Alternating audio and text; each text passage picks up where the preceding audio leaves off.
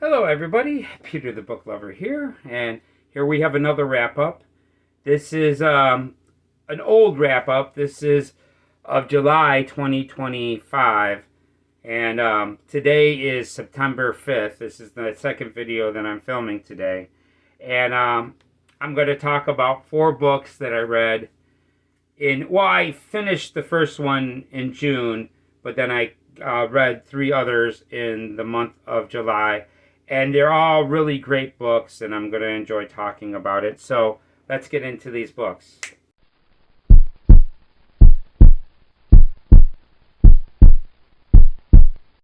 Hello everybody, I'm Peter the Book Lover. I have a YouTube channel to where I talk about books and movies.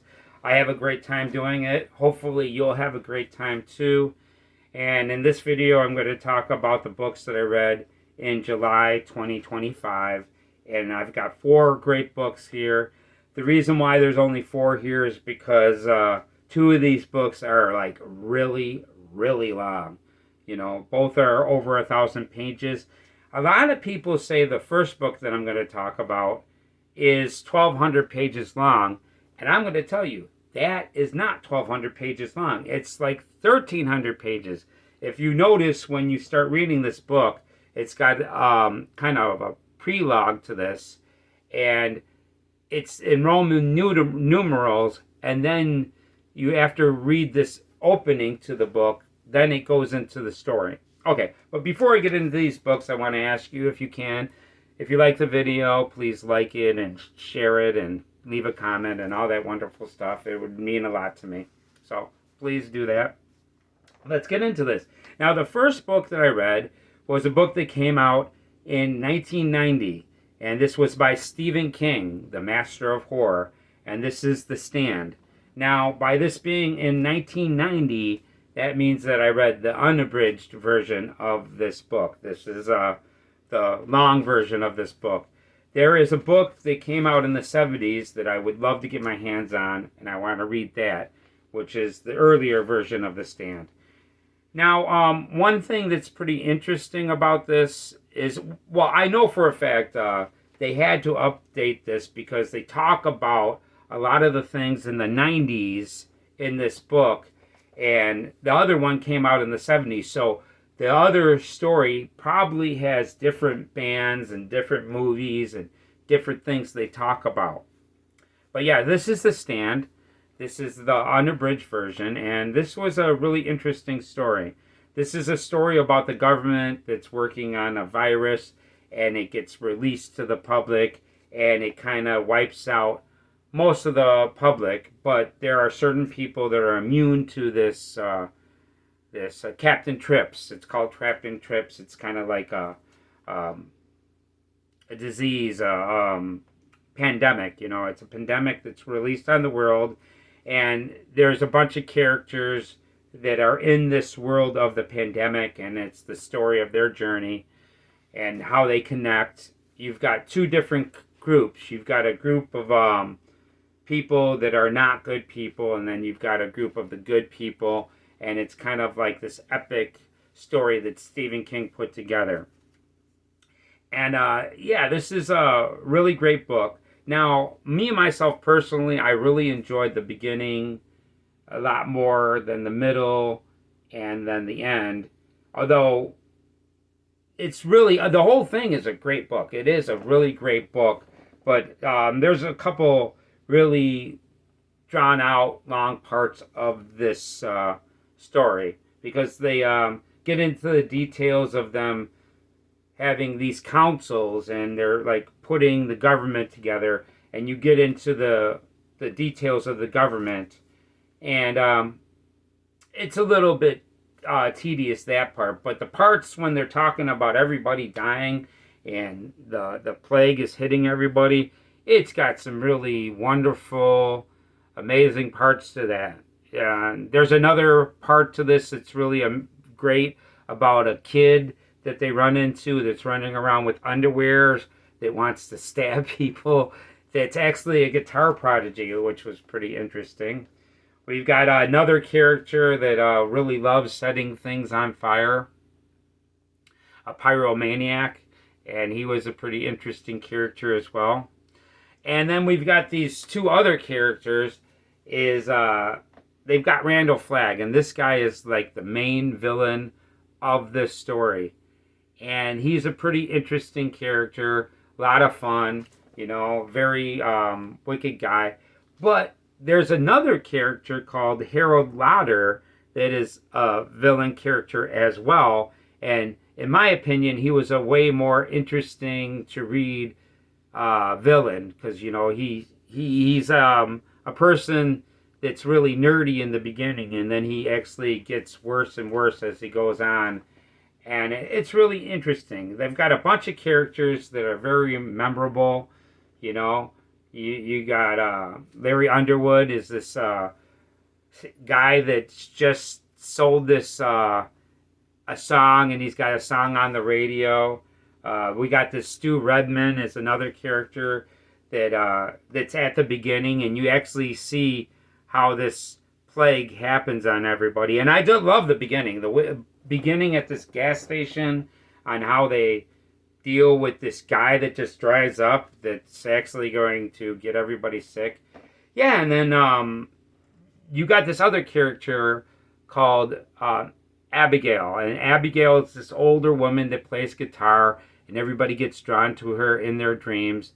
And they meet her, and she's like the good side. And then we got Randall Flagg. And yeah, this is a really wonderful story. There's so many great parts in this book that are really enjoyable and really intense. And yeah, especially, and there's another character, Nick, that is a great character.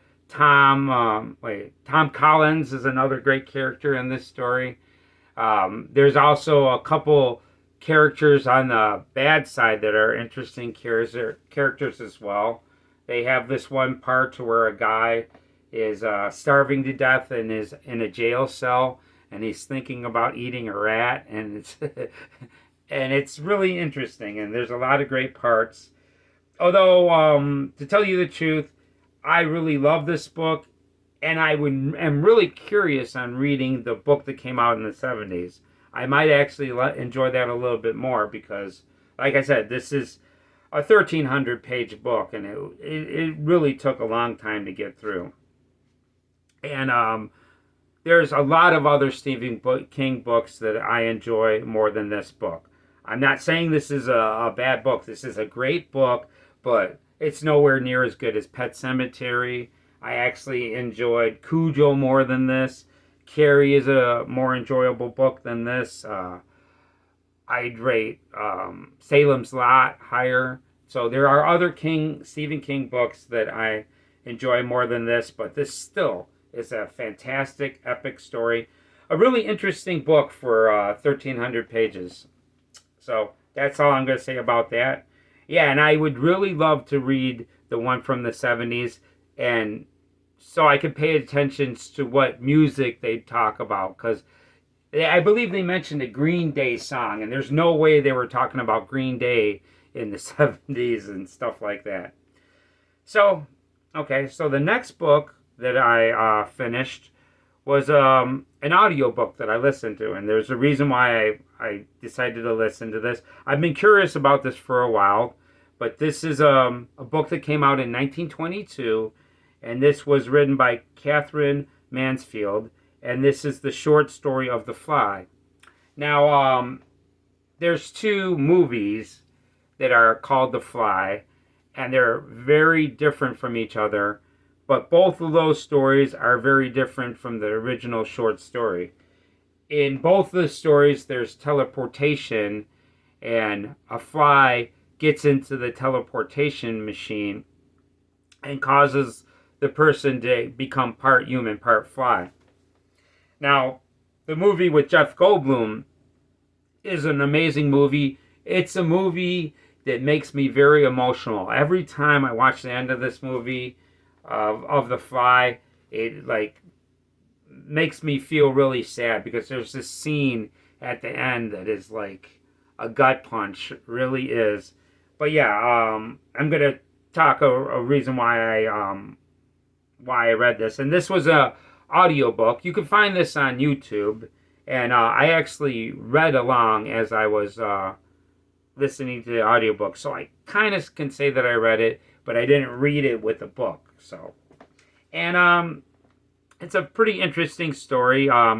It's really about a fly that I forgot what it was, but it's this fly that he keeps on putting an ink blot on, and the fly keeps on getting out of the ink blot, and it's a lot. It's a really very cool short story that you could get in. I think it's like a half an hour long, and it's a really interesting short story. It's a lot of fun. It's a very interesting thing to read, but it's nowhere near the story that you're familiar with. It's great that they made that, and especially I'm so glad that they made the version of The Fly with Jeff Goldblum, because that movie is one of my favorite horror movies. I really love that movie. So that's all I'm going to say about that. I'm not going to go too long. And then the next book that I'm going to talk about is I think this book is like a little bit over 1,200 pages long. This came out in 1986. This is another book by Stephen King, and this is it.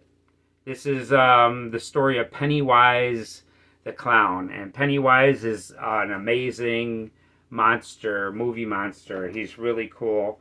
He's a shapeshifter, and he actually becomes a bunch of different things, and he's really cool. And this is also a coming of age story. You've got a bunch of characters in this story that to where you read about them as their children, and then you read about them as their adults, and the way they deal with these bullies. There's a couple bullies in this story that was really interesting, and also they're dealing with this nightmare fuel creature that's coming after them. And they have these two movies. One's a miniseries, and one is a set of movies, but it's one story. It's kind of like the thing. It is like one story, but it's in two movies, and the miniseries is like I think it's 3 episodes long, and I was really familiar with both of these before I read this story, so I was familiar with a lot of the things in this story. But there are some things in the story that's not in either one of the mini-series or the set of movies. And this is another thing. This is a kind of a criticism about this. A lot of people say that this is one of their favorite stories. This is probably just like The Stand. A lot of people say that it is like a fantastic story. But a criticism I have about it is it really jumps back and forth from when they're young and when they're old, and it's like you've got to kind of be paying attention to where you're at in this story. You know what I mean? It's like once they talk about a certain character, you're like, oh, okay, so they're back in 1950, and then they talk about other things, and you're like, oh, okay, it's in the 80s, and it's very, very, it jumps back and forth. It's very going from this place to that place, and it's not very confusing, but it's a little confusing. Not really confusing neither. It's just like I kind of wish they would have told the story about when they were younger, and then they went into when they got older and how they dealt with it in adults. That's how they've done it in the miniseries, and I enjoy it more that way. But it's still a very interesting story, and the things that he becomes in this story is really cool. He becomes a werewolf. He becomes like things that scare you very much. And it's a really interesting story. It's not my favorite story, but there is another criticism I have about this story that nobody really talks about. There's something, and anybody that's read this book, you're going to know what I'm talking about. It's about Beverly, and she does something that kind of like makes them blood brothers, but this isn't like them cutting themselves and holding hands and connecting their blood. She does something else to connect them, and it bothers me because of her age of doing this, and it's not my favorite part of the story. And it's like I was wondering to myself, why would they put this in this story?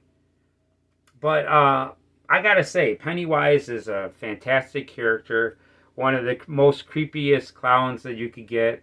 I really love the new version where, you know, the new version of Pennywise was great, but the Tim Curry of the first one was great as well. He did a fantastic job at Pennywise. Really cool character. And there's more detail to Pennywise in the book than you get in the movie. There's something about him. I believe they kind of cover what I'm talking about in the new movies, you know, because there's something, a secret about this thing that you don't know at first, and then they reveal something about it. I'm not going to give anything away. But like I say, this is another one. I could literally give you a whole list of Stephen King books that I enjoy more than this one. I think I might even say that I enjoy Thinner more than this, or The Running Man more than this, or maybe even, well, not Eyes of the Dragon. The Eyes of the Dragon I enjoyed a lot, you know, but the Dark Half, no, not the Dark Half, The Dead Zone is a book that I enjoyed more than this. But at the same time, this was a very enjoyable story. It's got a lot of really creepy parts in it, and I do recommend you read it if you got to take the time to read a 1,200-page book. Okay, so the next book that I read was a book that came out in 1981. This was written by Wayland Drew, and this is based off of a movie. And I watched the movie, and by watching the movie, I just said, hey, I'm going to read this book, because I had this book for a while, and this is the story of Dragon Slayer. Now, if you've never seen this movie, I highly recommend the movie. The movie is really cool, really awesome dragon effects. Man, I mean, the dragon in this movie is really awesome looking. They did a great job with the dragon. The world that this is set in is really great as well. Galen is kind of a goofy character. He's kind of not as goofy in the book as he is in the movie, but still, I mean, for a goofy character, he does something really brave at the end of this movie. And believe it or not, this is a Disney movie, and I can't believe Disney has made a couple of movies that were really, really awesome that you might not realize. Like The Black Hole is a really awesome movie, and there was also Tron, which was a really cool movie, and then also this one, and a couple other movies that you might not believe are Disney movies.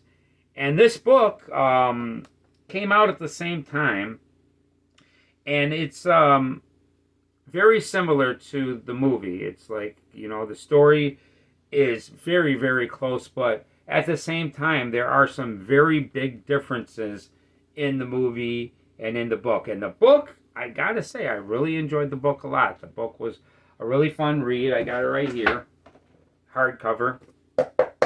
Love it. I'm so glad that I have this. And it was a lot of fun reading that. And this is about 200 pages. I enjoyed this more than it, you know what I mean? And I thought that it was going to be like this book that I like would blow me away. And it kind of does blow me away, but not, you know, not as much as Salem's Lot, say, for instance. And yeah, here's my kitty cat. I love my kitty cat. So that's all the books I've read. I really can't say much more to it. I do recommend the movie, and if you could get your hand on the books, I do recommend the book. Both were fantastic. So there you go. So I am Peter the Book Lover. I want to thank you for coming by. I want to let you know that it's really wonderful that you're giving me your time, and I really want to thank you for stopping by. You guys are awesome. Thank you for coming by, and I hope to see you in the next video.